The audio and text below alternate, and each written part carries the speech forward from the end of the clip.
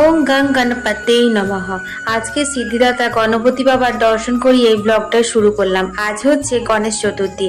এখন বাজে সকাল 6:30 আর এখন আমি চলে গেলাম বুবলাকে স্কুলে দিতে। এসে দেখি বাড়িতে কর্পোরেশন থেকে লোক এসে হাজির। এই যে জমা জলটা আছে সেখানে স্প্রে করতে, কারণ আসানসোল এরিয়ায় নাকি ডেঙ্গু খুব ছড়িয়েছে। এটা তো আর জমানো জল নয়, এটা আমাদের একটা দরকারের জন্যই কাটা হয়েছিল, কিন্তু কাজটা হলো না, কি আর করা যায় বলো। সাথে সাথে দুটো কাঁচকলা নিয়ে চলে এলাম রান্নাঘরে। আজকে গণেশ চতুর্থী, তাই আজ নিরামিষ রান্না বান্না হবে। কি কি রান্না হবে তোমরা নিজেরাই দেখে নাও। কলমি শাক ভাজা হবে, ঝিঙ্গে আলু পোস্ত হবে, আর হবে বিউলির ডাল। ভিজিয়ে রেখেছি যাতে তাড়াতাড়ি করে সেদ্ধ হয়। আর 2 বাটি ছানা আছে, তার সাথে 2টি কলা দিয়ে আজ একটি দারুণ রেসিপি তোমাদের সাথে শেয়ার করব, যেটার জন্য কুকারে অল্প একটু জল দিয়ে কলা দুটো সেদ্ধ করতে দিলাম। তারপর ঘরের টুকিটাকি কাজের তো শেষ নেই, সেগুলো সমস্ত সেরে নিলাম। এদিকে কাঁচকলাটাও সেদ্ধ হয়ে গেছে, খোসাটা ছাড়িয়ে নিলাম। কলাটা খোসাটা ফেলে দেবো না, খোসাটাকে বাটবো কাঁচা লঙ্কা দিয়ে, তারপর কালো জিরে দিয়ে ভাজবো, ওটাও খেতে খুব ভালো লাগে।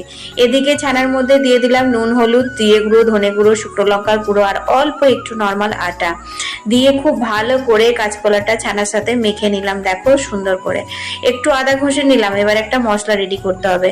ওই কিছু না, আদা, ধনে, জিরে, হলুদ, শুকনো লঙ্কার গুঁড়ো একটু ভিজিয়ে রাখলাম। আর বসে বসে যে খুন্তি নাড়বো তার উপায় নেই, হাজারটা কাজ মাথার উপর থাকে, বুঝলে তো। দেখো এখানে রান্না বান্না, ঝিঙে আলু পোস্ত, কলমি শাক ভাজা, খোসা বাটা হয়ে গেছে। এবার চলো স্পেশাল রান্নাটা শুরু করি। সর্ষের তেল দিয়ে এবার ছানা বড়াগুলো মোটা মোটা করে ভেজে তুলে নিচ্ছি লাল করে, দেখো। তারপর তুলে নেওয়ার পর ওই তেলে গোটা জিরে ফোড়ন দিলাম, 2টি তেজপাতা, তারপর দিয়ে দিলাম সেই ভেজিয়ে রাখা নিরামিষ মশলাটা, স্বাদ মতো নুন, আর দিয়ে দিলাম অল্প একটু গুড়। এতে স্বাদও বাড়াবে আর গন্ধটাও ভালো করবে। তারপর তেল ছেড়ে আসা পর্যন্ত কষিয়ে একটুখানি জল ঢেলে দিলাম। তারপর আবার কি বড়াগুলো দিয়ে 2 থেকে 3 মিনিট একটু ফুটিয়ে নেব। তারপর ঘি গরম মশলা দিয়ে রেডি হয়ে যাবে ছানা কাঁচা কলার কোপ্তা। রান্না সেরে তড়িঘড়ি আবারও এলাম স্কুলে বুবলাকে নিতে। এখন বাজে হচ্ছে 11টা, 11:30। এসে তারপর স্নান টান করে আমার ছোট্ট গণপতি বাবাকে ঘরে ছোট্ট করে পুজোর আয়োজন করেছি, সেটাই সেরে নেব। ধূপ প্রদীপ দিয়ে দেখো এখানে জলের মধ্যে দূর্বা ফুল, সিঁদুর, চন্দন দিয়ে দুধ দিয়ে স্নান করিয়ে তারপর পুজো আরতিটা সেরে নিলাম। ঘরের পুজোটা নিজের মনের মতো করেই সারি, একদম সামান্য করে।